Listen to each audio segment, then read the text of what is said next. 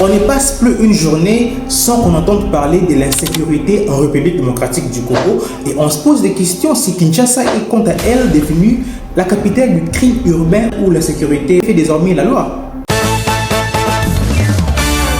L'insécurité n'est plus un murmure, ça gronde de partout. On en parle, on l'entend, on l'a subi. Impossible de scroller sur l'actualité aujourd'hui sans qu'on parle de criminalité.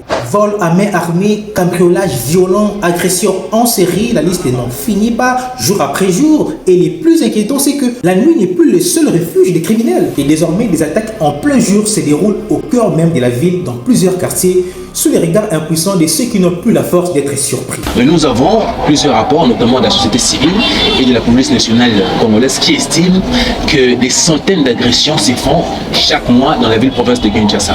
Annuellement, on estime que plus de 300 blessés graves à la machette sont enregistrés dans la ville-province de Kinshasa, ce qui représente un chiffre réellement au-dessus de la réalité. Pourquoi? Parce que la majorité des victimes de ce phénomène ne portent pas plainte.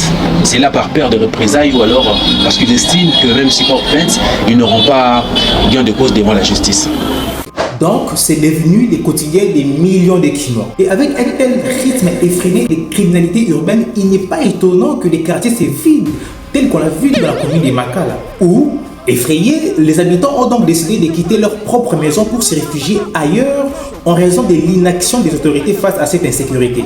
Mais si tout le monde doit quitter sa propre maison, son propre quartier, sa propre ville, où allons-nous tous partir? Les cas très récents de Madame Chouchou Kabang s'ajoutent à une longue liste de centaines de victimes qui perdent leur vie tout le jour, chaque mois dans tous les coins de la capitale, où des familles sont brisées, des vendeurs sont volés, des motocyclistes qui se font arracher leurs motos, les jeunes et les vieux sont mutilés, les femmes sont les biens pillés. Ainsi, dans tout ça, une question se pose. Nani azak censé à protéger bateau? La réponse est claire, c'est l'État congolais. Mais étonnamment, il existe un très grand fossé considérable entre ce que les autorités étatiques devraient faire pour assurer la sécurité des habitants de Kinshasa et leur efficacité ou leur présence réelle sur le terrain. En d'autres termes, très souvent les criminels opèrent librement au vu et au su de l'État sans que celui-ci ne réagisse sérieusement pour intervenir comme il se doit. Imaginez-vous que la plupart de ces scènes se déroulent à quelques mètres près des commissariats de police. La police n'a vu ça de l'autre côté.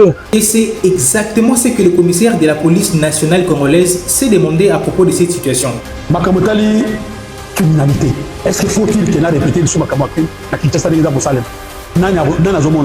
La police existe. En âme et conscience, pour réfléchir en tant qu'officier. Est-ce que nous jouons notre rôle? Mais arrêtons-nous un instant. Malgré tout ce qui peut se dire, ne pensez-vous pas que les propos tenus par l'ex-officier Junior Bosso pourraient s'appliquer un tout petit peu à cette situation? On ne veut pas donner les fonctions adéquates aux gens qui ont cette capacité, mais on laisse fonctionner la police avec des gens qui sont nullement capables de pouvoir résoudre ce fléau. Les criminels aujourd'hui sont en puissance dans la ville-province de Kinshasa et un peu partout dans la ville démocratique du Congo, suite à leur alliance qu'ils ont fait avec la police. Les policiers les protègent. Lorsque vous les arrêtez, vous les dédiez aux dispositions de la justice. Ils disparaissent du district, ils disparaissent du commissariat. J'ai des exemples, j'ai des vidéos que je peux montrer où des gens qui ont été condamnés dans des audiences foraines qui sont aujourd'hui en liberté, on leur pose la question qui vous a libéré, S2, on vous pose la question, commandant district qui vous a libéré, m'a libéré un IP qui m'a libéré là. Alors c'est un peu décourageant. Alors moi j'ai décidé de démissionner pour ne pas participer à ce que moi j'appelle un génocide. Je démissionne et je préfère retourner à la vie civile. Il a clairement avoué avoir démissionné pour la simple raison, selon lui bien sûr, que certains officiers collaborent avec les criminels.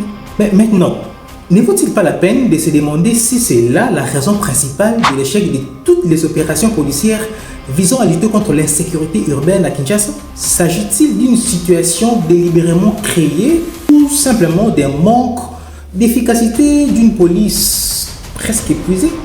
Je ne sais pas. Il convient toutefois de noter que les phénomènes de délinquance et de criminalité urbaine subis par les Congolais en général et les Kinois en particulier avaient autrefois fait l'objet d'une répression implacable avec l'opération Likofi, qui a été lancée par l'ancien gouvernement en novembre 2013 sous la direction à l'époque du général Célestin Kanyama qui en était le commandant. Mais la dite opération a été jugée trop violente par des organisations internationales.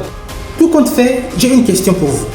Au regard de la situation actuelle et des promesses du gouvernement, notamment avec le lancement de la nouvelle opération Kanga Kanga, une traque des porte-à-porte pour renforcer la sécurité pendant les festivités de fin d'année, peut-on réellement espérer à une réponse durable face à la montée de l'insécurité à Kinshasa? N'hésitez surtout pas à me laisser votre point de vue dans les commentaires.